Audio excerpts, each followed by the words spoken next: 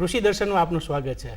જેમ આપ જાણો છો કે ખેતીને લગતા વિવિધ પ્રકારના જે વિભાગો છે, જે ખેતી પદ્ધતિઓ છે, વિવિધ પ્રકારના પાકો છે, એના વિશે આપણે વાત કરતા હોઈએ છીએ। આ કાર્યક્રમમાં આજે આપણે વાત કરવાના છે એક નવા જ પ્રકારના ફ્રૂટ વિશે, એક ફળ વિશે, કે આમ તો જો કે આપ બધા એનાથી થોડા ઘણા પરિચિત તો છો જ, પણ એની ખેતી પદ્ધતિ કેવી હોય, એના વાવવા માટે શું કરવું જોઈએ, એના લાભ કયા છે, એના નિયમો શું છે, એ પદ્ધતિ શું છે, એના વિશે આજે આપણે વાત કરવાના છીએ। અને એ ફ્રૂટ છે ડ્રેગન ફ્રૂટ, જેને હમણાં સરકારે કમલમ નામ પણ આપ્યું છે। તો મિત્રો, આજે આપણે આ વિષય પર વાત કરવાના છીએ કે ડ્રેગન ફ્રૂટની વૈજ્ઞાનિક ખેતી પદ્ધતિ, અને એના વિશે માહિતી આપવા માટે ડૉક્ટર કે.ડી. પટેલ સાહેબ, કે જેઓ પોલિટેકનિક ઇન હોર્ટિકલ્ચર જુનાગઢ કૃષિ યુનિવર્સિટીના આચાર્ય શ્રી છે। એ પટેલ સાહેબ આપણી સાથે છે, આપણે આવકારીએ। નમસ્તે સાહેબ। નમસ્તે। દર્શક મિત્રો, આપણે જ્યારે ફ્રૂટની વાત કરતા હોઈએ તો સામાન્ય રીતે આપણે ત્યાં માંદગીમાં ફ્રૂટ ખવાય એવી પહેલાં ધારણા હતી, જે હવે નથી રહી। હવે સ્વસ્થ માણસો પણ પોતાના દૈનિક આહારમાં ફ્રૂટનો ઉપયોગ કરતા થયા છે। એમાં પણ જ્યારે કોવિડની મહામારી આવી ત્યાર પછીથી લોકો પોતાના સ્વાસ્થ્ય પ્રત્યે વધુ જાગૃત થયા છે, અને પોષણક્ષમ આહાર લેવો એના માટે થોડા વધારે એ લોકો શોધતા થયા છે। તો આ પ્રકારનું એક ફ્રૂટ જે માર્કેટમાં છે અને લોકોને ખૂબ સરસ એમાં પોષણ મૂલ્ય મળી રહે છે, એવું આ ડ્રેગન ફ્રૂટ, એના વિશે વાત કરીએ આજે। અને આપણે કે.ડી. પટેલ સાહેબને, ડૉક્ટર સાહેબને પહેલું પૂછીએ કે સાહેબ, આ જે ડ્રેગન ફ્રૂટ છે એ કેવા પ્રકારનું ફ્રૂટ ગણાય, એના વિશે આપણે સામાન્ય માહિતીથી આપણે શરૂઆત કરીએ, અમારા દર્શક મિત્રોને જાણવું ગમશે। ડ્રેગન ફ્રૂટ છે તે ત્રિકોણાકાર ચડતા કર્મનું માળાવાળું ફળ છે। તે કેક્ટસ પ્રજાતિમાં આવે છે। તેને પિતાયા પણ કહે છે। તે એબાયોટિક અને બાયોટિક એટલે કે જે અજૈવિક અને જૈવિક જે તાપ છે તેને પણ તે સહન કરી શકે। સરકારે તેને કમલમ ફ્રૂટ તરીકે નામ આપ્યું છે। એ ફ્રૂટની અંદર જે ફૂલની પ્રક્રિયા છે એ સુંદર છે, એના કારણે તેને નોબલ વુમેન તરીકે અથવા રાતરાણી તરીકે પણ તેને ઓળખાય છે। આમ તો પહેલાં ઇંગ્લિશ નામ સાંભળીએ તો આપણને થોડુંક ડર પણ લાગે કે ડ્રેગન ફ્રૂટ, પણ કમલમ નામ ખૂબ સુંદર નામ છે। આપણે એના વિશે વાત કરવા, એની ખેતી પદ્ધતિ વિશે જ્યારે વાત કરવાના છીએ ત્યારે આગળ આપણે વાત કરશું એની, પણ સાહેબ આ જ્યારે આપણે ગુજરાતી પ્રજા છે એ ફાયદા છે એ પહેલાં શોધતી હોય છે, અને એ આપણે જ્યારે આની ખેતી પદ્ધતિની વાત કરવાના છે ડ્રેગન ફ્રૂટની, કમલમની, તો અમારા દર્શક મિત્રોને આપ ખાસ એ જણાવો કે આ ડ્રેગન ફ્રૂટના આરોગ્યપ્રદ લાભો કયા કયા છે। દર્શક મિત્રો, ડ્રેગન ફ્રૂટ છે એ શરીરના બધા જ અવયવો સાથે જોડાયેલું છે। એના લીધે તેને ફાયદા થાય છે। એને એન્ટીઓક્સિડન્ટ તરીકે પણ બહુ જ પ્રચુર માત્રામાં છે। તેના અંદર vitamin C, vitamin B, carbohydrate, fruit, પછી કેલ્શિયમ, આ બધા તત્વો સાથે જોડાયેલા છે। તે પણ આપણે અવયવો છે, ત્વચા છે, આંખ છે, કિડની છે, એની અંદર પણ સારી રીતે ફાયદા કરે છે। એટલે આમ જો તો રોગ પ્રતિકાર શક્તિમાં જબરજસ્ત તેના ફાયદાઓ આપણે મળે છે। જી, ફાયદાની વાત કરી। હવે ખેતી પદ્ધતિ તરફ આપણે આવીએ તો કોઈ પણ પાક માટે સૌથી પહેલાં તો એની આબોહવા, કે આપણા વિસ્તારમાં થશે કે નહીં, ખેડૂત મિત્રોનો પ્રશ્ન હોય કે આપણા એરિયામાં થશે, આપણી જમીનો કેવી પ્રકારની છે, તો આ જે ડ્રેગન ફ્રૂટ છે એના માટે આબોહવા કેવી જોઈએ અને કેવી જમીન હોય તો એમાં એ થઈ શકે। સામાન્ય રીતે આ થોર પ્રકારનું હોવાથી તેને ગરમ અને નબળી જમીનમાં પણ થઈ શકે છે, કારણ કે તે ગરમી પડતી હોય તેવા એને સહન શક્તિ કરી શકે તે રીતનું વાતાવરણ છે। એને 500 મિલીલીટર જેટલું પાણીની જરૂરત રહે છે। તે ઉપરાંત તેની અંદર જે જમીન છે તે પણ ફળદ્રુપ ઓછી હોય, નબળી હોય, તેની અંદર પણ થઈ શકે છે। એ ઉપરાંત તેને નીતાણવાળી જમીનની જરૂરિયાત છે, અને જમીનનો પીએચ છે 5 થી 6.5 રહે તે સારામાં સારી રીતે ઉત્પાદન આપે છે। આપણે ડ્રેગન ફ્રૂટની જમીનની વાત કરી, પણ ખેડૂત મિત્રોએ જ્યારે એની વાવણી કરવી હોય તો એની અલગ અલગ પ્રકારની જાતો આવતી હોય, એના બિયારણ આવતું હોય, કે કટકા કલમથી હોય, કે કલમથી હોય, કે ટીશ્યુ હોય, તો અમારા જે દર્શક મિત્રો અત્યારે જોઈ રહ્યા છે કે ડ્રેગન ફ્રૂટની ખેતી, એમને આપ એ જણાવો કે આ ડ્રેગન ફ્રૂટ માટેનું બિયારણ શું હોય અથવા તો એની જાતો કેવી હોય। બજારમાં અત્યારે 4 પ્રકારના ડ્રેગન ફ્રૂટ મળે છે। લાલ છાલ હોય છે, એની અંદર લાલ પલ્પ હોય છે, લાલ છાલ હોય છે, એની અંદર ગુલાબી હોય છે, લાલની અંદર સફેદ પણ હોય છે, અને એક પીળી છાલવાળા અને સફેદ પલ્પવાળા મળે છે। આ 4 પ્રકારના જે મળે છે તેની અંદર અત્યારે બજારમાં લાલ, ગુલાબી અને સફેદ પ્રકારના માવાવાળા આપણે અત્યારે જોવા મળે છે અથવા ખાઈએ છીએ। જી, આ બધા જે પ્રકારના અલગ અલગ પ્રકારના લાલ અને સફેદ માવાવાળા જે ફ્રૂટ છે ડ્રેગન ફ્રૂટ, તો એનું વાવેતર અથવા સંવર્ધન છે એ કઈ રીતે કરવાનું હોય છે? અગત્યનો પ્રશ્ન છે કે અત્યારે આપણે જે ખેડૂત મિત્રો જે વાવેતર કરે છે એની સંવર્ધનની બે પદ્ધતિથી કરે છે. એક બીથી વાવીને, અને બીથી જ્યારે વાવવામાં આવે ત્યારે એ બીને છોડ ધરું તૈયાર કરે ત્યારે તૈયાર કર્યા પછી જે તે ઉત્પાદન આવે છે તેની નબળી ગુણવત્તા રહે છે અથવા ઉત્પાદન ઓછું આવે છે. એટલે ભલામણ એવી છે કે કટકા કલમથી આપણે કરીએ. એટલે કટકા કલમ છે એ ખેડૂત મિત્રો બહુ અગત્યનો ભાગ છે. તમે જે જ્યારે કટિંગ કરશો ત્યારે તેના પરિપક્વ 15 થી 30 સેન્ટીમીટરના કટકા લઈ તેને ફંજીસાઇડમાં બોળી અને તમે કોથળીમાં અથવા ગાદી ક્યારામાં તમે વાવેતર કરો, અને તે તૈયાર કર્યા પછી તેને તમે 6-8 મહિના પછી વાવેતર લઈ શકો અને 15 થી 40 રૂપિયા તમે ભાવ પણ મળે છે. એટલે આ રીતનું બંને પ્રક્રિયા આપણે કરી શકીએ છીએ. જી. અને આ જ્યારે આપણે વાવેતર કરવાનું થાય કટકા કલમથી કે બીજથી, તો એના માટે જમીનની તૈયારી કેવી કરવી પડે? એના ખાડા કરવાના હોય, ચાસ કરવાનો, એ કઈ રીતે એનું વાવેતર કઈ રીતે હોય છે, એના વિશે અમારા દર્શક મિત્રોને માહિતી આપો. કારણ કે ડ્રેગન ફ્રૂટ છે એ વેલાવાળું છે, એટલે ચડવા માટે તેને ટેકાની જરૂરત પડે. એટલે એ ટેકા માટે તેને એક સિમેન્ટના પોલ હોય છે અને તે લગભગ 2 મીટર જેટલી ઊંચાઈ હોય છે અને 40 સેન્ટીમીટર જમીનમાં રાખવામાં આવે છે. અને તે પોસ્ટ એને કહેવાય. એ પોસ્ટમાં રાખ્યા પછી તેને ઉપર એક ચક્ર ગોળ મૂકવામાં આવે છે, છતાં ચોરસ છે, એને 4 ભાગો હોય છે. એની અંદર જ્યારે વેલાનો કટકો ઉપર જાય ત્યાં સુધી રાખીને બાકીનો ભાગ તેને કટિંગ કરી અને તે રીતનું કરવામાં આવે છે. અને તેની ફરતી તેને 5 થી 7 કિલો જેવું છાણિયું ખાતર નાખી અને તે તૈયાર કરવામાં આવે છે. અચ્છા, હવે આજે વાવેતરની જે આપણે વાત કરી કે જમીન તૈયારી કરવાની, તો એક જે સિમેન્ટનો થાંભલો જે આપણે કહ્યું અથવા કંઈ પણ જેના આધાર માટે જે લગાડવામાં આવે તો એની ફરતી બાજુ વાવી શકાય કે એક થાંભલામાં એક જ વાવી શકાય? જે થાંભલો છે એની 4 બાજુમાં 4 આપણે રોપ વાવવામાં આવે છે. કારણ કે એ જે રોપ જ્યારે જે વધશે ત્યારે બાજુની ડાળીઓ છે કાપી અને તેને ઉપરના ભાગમાં આપણે લઈ જશું. અને તે વાવેતર કર્યા પછી એનું જે અંતર છે એ અંતરની અંદર 12x8ના અંતરે વાવેતર કરીએ એટલે એ પ્રમાણે લગભગ 1 વીઘાની અંદર 185 થાંભલા આવે એટલે 780 રોપાની જરૂર પડે. અને તે રીતના આપણે જોઈએ તો 1 હેક્ટરની અંદર આપણે ગણીએ તો 463 થાંભલા આવે 1852 રોપાની જરૂરત પડે છે. એટલે કે આપણે એને ટૂંકી જગ્યામાં પણ ખેડૂતો છે એ વધારે સંખ્યામાં એનું ઉત્પાદન લઈ શકે, વાવી શકાય. હવે આપણે વાત કરીએ કે ડ્રેગન ફ્રૂટનું જ્યારે વાવેતર કરવાનું થાય તો એ વાવેતર માટેની ઋતુ કઈ? કે જેમ ચોમાસામાં હોય તો ધાન્ય પાકો, ખરીફ પાકો છે ચોમાસામાં આપણે વાવતા હોય, તો ડ્રેગન ફ્રૂટ છે એને વાવવાની જે સમય છે એ સમય કયો છે? ડ્રેગન ફ્રૂટનો વાવવાનો સમય જૂનથી ઓગસ્ટ સુધી છે. કારણ કે તે સમયે વાતાવરણ જે સારું હોય છે એટલે કોઈ પણ પાકનું વાવેતર કરીએ, કટકા કલમ કે બાગાયતી પાકો, તો આ સમયની અંદર છે. એ જૂનથી ઓગસ્ટ સુધી વાવેતર કરીએ તો તે વખતે તેને વાવેતર કર્યા પછી તેની જે વાતાવરણની જે અસર છે તે બહુ સારી થાય છે. અને એને વાવ્યા પછી તેની અંદર જે ફળ છે તે 1 વર્ષ પછી આવે છે. અને 1 વર્ષ પછી ફળ આવ્યા પછી તેનું સમયાંતર તેનું ટ્રેનિંગ પ્રૂનિંગ સિસ્ટમ આપણે કરતા રહીએ છીએ. બરાબર. તો આજે ફળની જે આપણે વાત કરી કે 1 વર્ષ પછી આવે, તો ફળ પણ એ ચોમાસાની ઋતુમાં જ આવશે કે એની મોસમ કઈ હોય એની જે કાપણી લેવાની? કારણ શું છે, ચોમાસા એની જે ફૂલ આવવાની પ્રક્રિયા છે તે એપ્રિલ મે થી શરૂ થાય છે.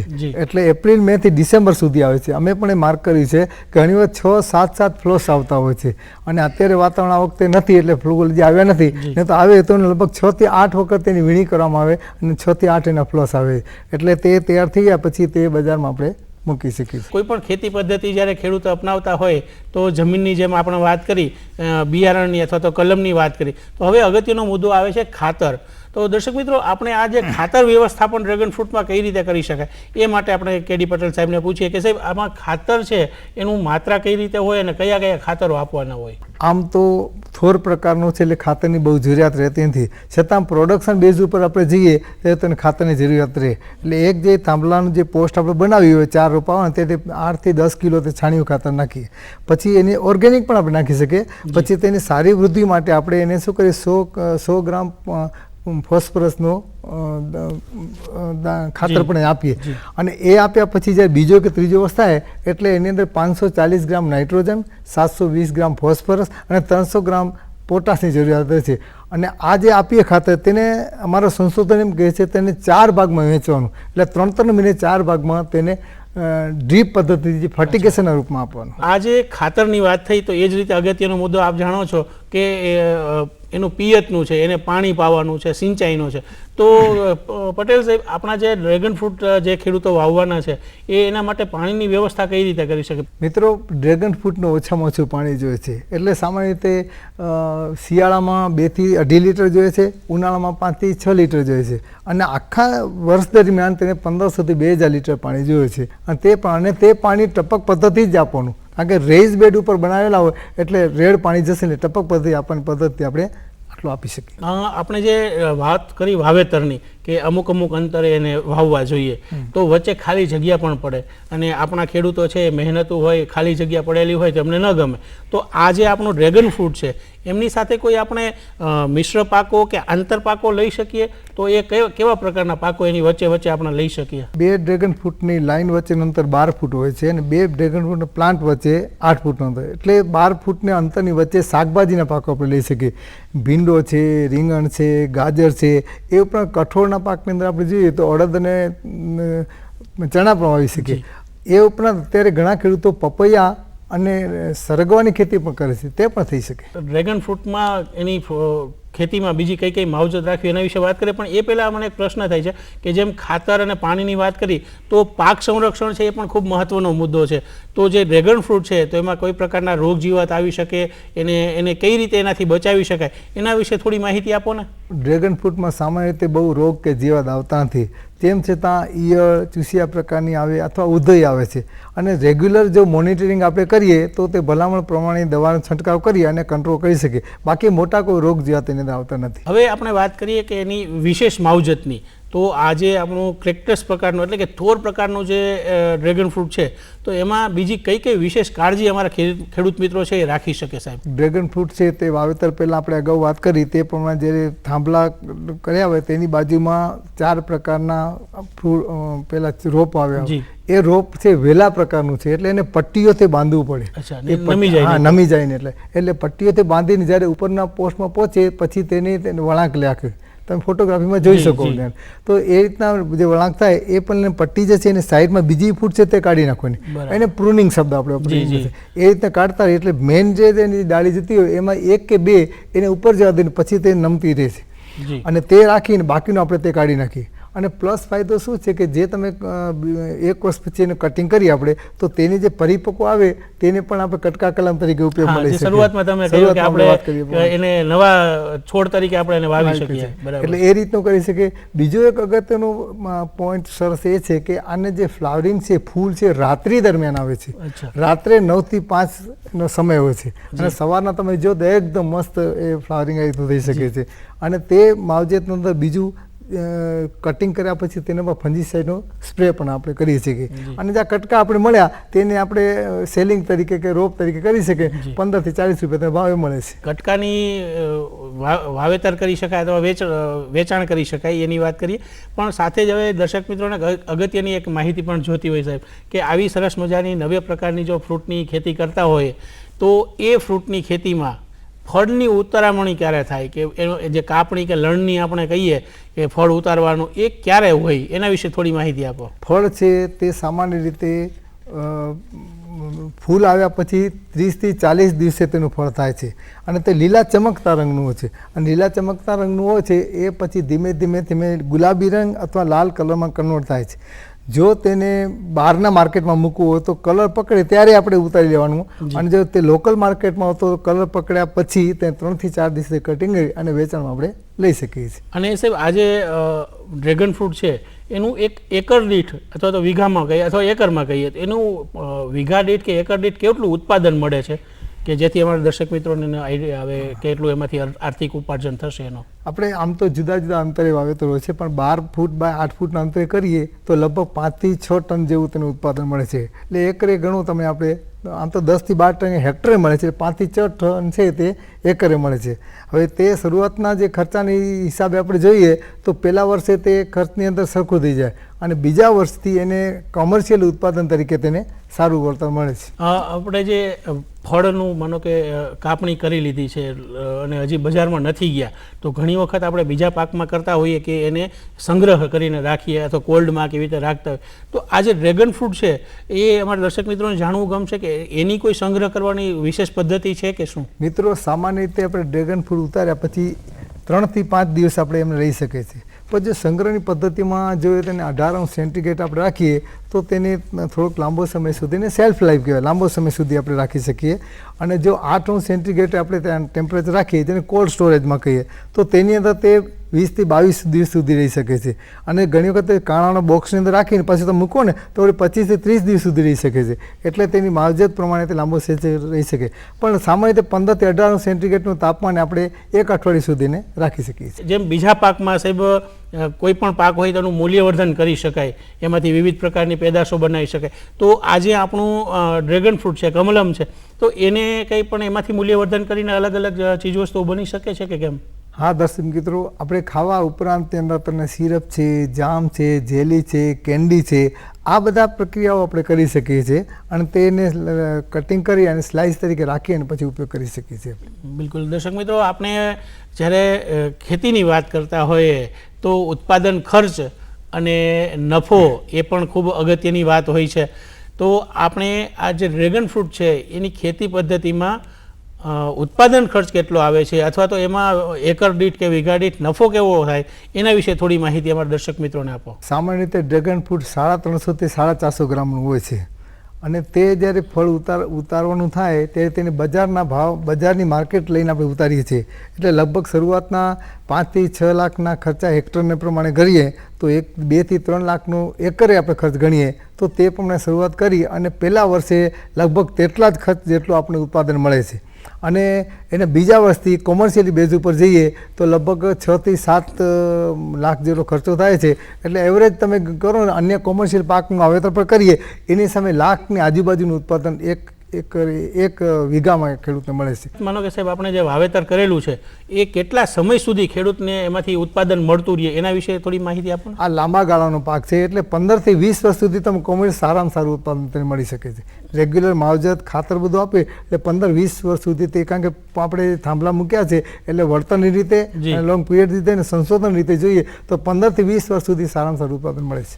દર્શક મિત્રોને એ પણ જાણવાની ઇંતજારી હોય કે કોઈ પણ પાક છે જ્યારે વાવી લીધો છે આપણે એની સરસ મજાની માવજત કરી અને એનાથી ઉત્પાદન પણ મળ્યું, પણ હવે એનાથી એક મોટો મહત્ત્વનો પ્રશ્ન આવે છે માર્કેટિંગનો, અથવા તો એને ક્યાં વેચવું, એની બજાર ક્યાં હોય, એના ગ્રાહકો ક્યાં મળે. તો ખેડૂત મિત્રોને એ પણ આપ માહિતી આપો કે આ જે ડ્રેગન ફ્રૂટ છે એનું બજારો ક્યાં છે. અત્યારે લોકલ માર્કેટ અને આજુબાજુની માર્કેટમાં ડ્રેગન ફ્રૂટનું સિઝન પ્રમાણે ખૂબ સરસ વેચાણ થાય છે. તેમ છતાં મલ્ટીનેશનલ કંપનીઓ પણ આનું પોતાનું પરચેઝ કરે છે. એમાં કલકત્તા છે, મુંબઈ છે, હૈદરાબાદ છે, ચેન્નાઈ છે, પૂના છે, આ બધા શહેરોની અંદર બહુ મોટું માર્કેટિંગ થાય છે. તે ઉપરાંત આમ જોઈએ તો દુનિયામાં સૌથી વધારે વિયેટનામ છે તે પ્રોડક્શન વધારે કરે છે, એટલે એક્સપોર્ટ પણ વધારે કરે છે. અને ચીન છે તે કન્ઝમ્પશન વપરાશ કરે છે. પણ આપણે અહીંયા જે પ્રોડક્શન જે તૈયાર થાય છે તેનું આપણે ગલ્ફના દેશો, યુરોપિયન દેશોની અંદર માર્કેટિંગ કરી શકીએ છીએ. જ્યારે ડ્રેગન ફ્રૂટની વાત કરીએ, એના માર્કેટની વાત કરીએ તો હવે એ પણ પ્રશ્ન આવે, આપણે અગાઉ જેમ શરૂઆતમાં સાહેબે જણાવ્યું કે ડ્રેગન ફ્રૂટમાં છે લાલ છાલની સફેદ માવાની જાત છે, લાલ છાલ અને લાલ માવાની વાત છે, લાલ છાલ અને ગુલાબી માવાની વાત છે, સફેદ ફળની વાત છે. પણ આ બધા ફળ છે તો એની જ્યારે આપણે વાવેતર કરવું છે તો એક કટકા કલમ અથવા બીજ ક્યાંથી મળે એના વિશે જો આપણને માહિતી મળે તો આપણે એના વિશે ખેતી વિશે વિચારી શકીએ. તો આપણે સાહેબને એ પૂછીએ કે સાહેબ અમારા જે દર્શક મિત્રોને આપ એ જણાવો કે આ જે ડ્રેગન ફ્રૂટ છે એને વાવેતર કરવા માટે થઈ એને બિયારણ અથવા તો એનું જે કલમ છે એ એમને ક્યાંથી મળી શકે. સામાન્ય રીતે આપણે જે પહેલી વખત જ્યારે વાવેતર કરી ત્યારે કોઈ પણ રોપા આપણે લેવાના થાય તો આપણા જે એરિયામાં છે તે ગુજરાત ડ્રેગન ફ્રૂટ ફાર્મ તે આપણા જામનગર બાજુ છે, સુરતમાં ગુજરાત ડ્રેગન ફ્રૂટ ફાર્મ છે, વાસી પૂજ્ય ડ્રેગન ફ્રૂટ ફાર્મ કચ્છની અંદર પણ બહુ સરસ રીતે તે આપે છે. એ ઉપરાંત ગ્રીન નર્સરી છે, હરિકૃષ્ણ નર્સરી વડોદરામાં છે, રાજકોટ વીરપુર પાસે છે. એ જગ્યાથી આપણે શરૂઆતમાં લઈ શકીએ. પણ અન્ય જગ્યાએ જે અન્ય ખેડૂતો પ્રોડક્શન કરતા હોય અને જે કટકા કલમ આવતો તે પણ જે બેસ્ટ ક્વોલિટીનો તો તમે તેની પાસેથી ખરીદીને પણ વાવેતર કરી શકો છો. આપણે એ પણ જાણવું અત્યારે ગમશે કે ડ્રેગન ફ્રૂટની માનો કે તમારે ખેતી કરવી છે તો એના માટે વિશેષ માહિતી મેળવવી હોય તો એ ક્યાંથી મળે એના વિશે પણ આપણે કેડી પટેલ સાહેબને પૂછી જ લઈએ કે સાહેબ અમારા દર્શક મિત્રોને જો આની ખેતી કરવી છે તો એના માટે કૃષિ યુનિવર્સિટીમાં અથવા તો સંશોધન કેન્દ્રમાં ક્યાં જશે તો એને એની માહિતી પૂરેપૂરી મળશે? દર્શક મિત્રો, તમારે જે વિસ્તારમાં રહેતા તે કૃષિ વિજ્ઞાન કેન્દ્રો હોય છે તો કૃષિ વિજ્ઞાન કેન્દ્રો આ ખેડૂતને માહિતી પહોંચાડવા માટેના જ કેન્દ્રો છે. ત્યાંથી તમને માહિતી મળશે. પૂરી ટેકનોલોજી આખી એટલે પેકેજ ઓફ પ્રેક્ટિસ કે આખી બધી વસ્તુ ત્યાંથી મળશે. એ ઉપરાંત જુનાગઢની અંદર કૃષિ યુનિવર્સિટીની અંદર બાગાયત વિભાગ છે, બાગાયત મહાવિદ્યાલય છે, પોલિટેકનિક છે, ત્યાં પણ અમે રોપા બનાવીએ, ત્યાં પણ અમારી પાસે અવેલેબલ એ રીતના આપીએ છીએ. એટલે આ રીતના તમે માહિતી મેળવી શકો. એ ઉપરાંત મેગેઝિનની અંદર ગુજરાતીમાં ઇંગ્લિશમાં લેખો આવે છે, આ બધી જગ્યાએથી મળી શકે છે. એ ઉપરાંત રેડિયો દૂરદર્શન તે પણ અંદર મળે છે. આમ ખેડૂતો તે લઈ શકે, છતાં યુનિવર્સિટી પાસે તમને માહિતી મળી શકે. ડ્રેગન ફ્રૂટ છે એની ખેતી પદ્ધતિ વિશે તો આપણે જાણ્યું, પણ એનું જે કન્ઝપ્શન છે એ ક્યાં થાય છે, કેટલું થાય છે અને આપણા ગુજરાતમાં અત્યારે અંદાજિત એની કેવું વાવેતર થયું છે એના વિશે આપણે સાહેબને પૂછીએ. તો સૌથી પહેલાં પટેલ સાહેબ, હું તમને એ પૂછવા માંગીશ કે આ જે ડ્રેગન ફ્રૂટ છે, કમલમ છે, તો એનો આરોગ્યની દ્રષ્ટિએ કયા કયા લાભ છે અમારા દર્શક મિત્રોને થોડા આપો ને તમે. આરોગ્યના લાભમાં આપણે વાત કરી કે આમ તો અવયવ શરીરના બધા જ અવયવ માટે ઉપયોગ છે. આંખ છે, ત્વચા છે, કિડની છે, પાચનતંત્ર છે, પછી એને તમે બીજું એન્ટીઓક્સિડન્ટની તમે વાત કરી ને, એન્ટીઓક્સિડન્ટની દ્રષ્ટિએ પણ એટલું છે કે જે તમારે અન્ય રોગો આવતા તેની સામે રોગ પ્રતિકારક શક્તિ પણ સારી રીતે મળે છે. એવું તમે vitamin B, C, niacin, fatty acid, carbohydrate, પછી ખનિજ તત્વોમાં જોઈએ તો આયર્ન છે, ફોસ્ફરસ છે, પોટાશ છે, આ બધા તત્વો જે આપણે બંધારણ માટે ઉપયોગી છે એના બધા માટે આરોગ્ય માટે તે ખૂબ સરસ રીતે ઉપયોગી છે. એટલે ડ્રેગન ફ્રૂટ અમારે તેમ કહે છે ડ્રેગન ફ્રૂટ સફરજન ખાઓ એની સરકાર સામે તમે ડ્રેગન ફ્રૂટમાં પ્રત્યેક ખાવું જોઈએ. એટલું આરોગ્યના ગુણો કારણ કે આપણે એક તો જોઈએ કે આપણા સ્થાનિક વિસ્તારમાં માનો કે ઉત્પાદન થયેલું હોય તો 1 કે 2 દિવસમાં આપણા સુધી પહોંચી જાય. અને જ્યારે સફરજનની જ્યારે આપણે કમ્પેરિઝનની વાત કરીએ, સરખામણીની વાત કરીએ તો સફરજન છે આપણા ગુજરાત સુધી પહોંચવામાં ઘણા દિવસો ઘણી વખત લાગી જતા હોય છે. તો એ જે આપણે ઘણા દિવસો પછીનું એક રીતે જોવા જઈએ તો વાસી સફરજન ખાતા હોઈએ છીએ. પણ વાત કરીએ કે ગુજરાતની અંદર ખાસ કરીને સૌરાષ્ટ્ર વિસ્તારમાં આ જે ડ્રેગન ફ્રૂટ છે સાહેબ અંદાજે કેટલા વિસ્તારમાં કેટલા ખેડૂતો વાવતા હશે? એટલે એક્ઝેક્ટ આપણે આંકડો નથી, પણ લગભગ 500-700 એકરની અંદર તો આપણા વિસ્તારની અંદર વાવેતર ખરું. અત્યારે કચ્છની અંદર બહુ મોટા પ્રમાણમાં વાવેતર થાય છે. કારણ શું છે કે જ્યારે તમે વાવેતર કરો ત્યારે માર્કેટિંગ સિસ્ટમ બહુ અગત્યનું છે. ઘણી વખત ઘણા ખેડૂત પોતે બાજુ આવ્યો આટલું ઉત્પાદન વાવેતર કર્યું, એના બદલે મારું ડ્રેગન ફ્રૂટ આવશે તો માર્કેટ અને બહાર હું કઈ રીતે વેચીશ, માર્કેટ સિસ્ટમમાં કઈ રીતે થઈ એપ્લાય કરી શકે, આ જાણીને તેનો વાવેતર કરે તો તે મળે છે. કચ્છના ખેડૂતોમાં એઝ એ બિઝનેસ મેં માર્ક કર્યું છે, એઝ એ બિઝનેસ પોઈન્ટ ઉપર કરીએ કે પહેલાં વાવેતર પહેલાં તે જોઈએ કે આ માર્કેટમાં ક્યાં વેચાણ થશે અને કેટલું પણ છે એ કેલ્ક્યુલેશન કરીને પછી ચાલતા હશે. એટલે બેનિફિટ તરીકે પણ સારી રીતનો એ લોકો ફાયદો લઈ શકે. જી એ સાહેબ, હવે જતાં એક છેલ્લો પ્રશ્ન આપણે એ પણ પૂછી લો કે ડ્રેગન ફ્રૂટના પેકેજિંગ બાબતે તમે દર્શક મિત્રોને કોઈ કાળજી રાખવાની કે કોઈ સલાહ તમે આપશો કે એને પેક કેવી રીતે કરવું જોઈએ? તો એ આપણે જોઈએ છીએ કે મૂલ્યવર્ધનની દ્રષ્ટિએ પણ કે સારું પેક થયેલું વસ્તુ હોય તો લોકો વધારે પસંદ કરે, તો આના પેકેજિંગમાં શું ધ્યાન રાખવું જોઈએ? સામાન્ય તો અત્યારે જે પેકેજિંગ ચાલે છે એની અંદર 5-5 કિલોના પેકિંગ મળે છે, 2 કિલોના આવે છે, 10 કિલોના પણ આવે છે, જેમ આપણે કેરીના બોક્સ હોય ને એ રીતના હોય છે.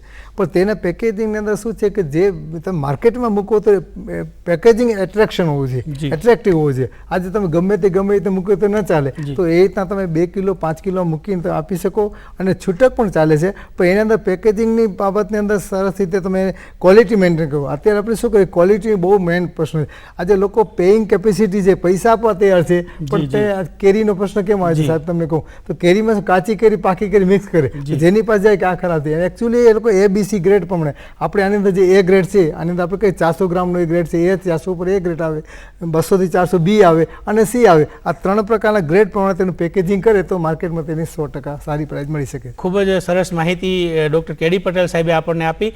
દર્શક મિત્રો, આપના વતી અને દૂરદર્શન કેન્દ્ર વતી આજના આજે કાર્યક્રમમાં આપણે માહિતી આપવા માટે ડૉક્ટર કેડી પટેલ સાહેબને આપણે આભાર માનીએ અને આપનાથી રજા લઈએ. ફરી મળીશું. નમસ્કાર. નમસ્કાર.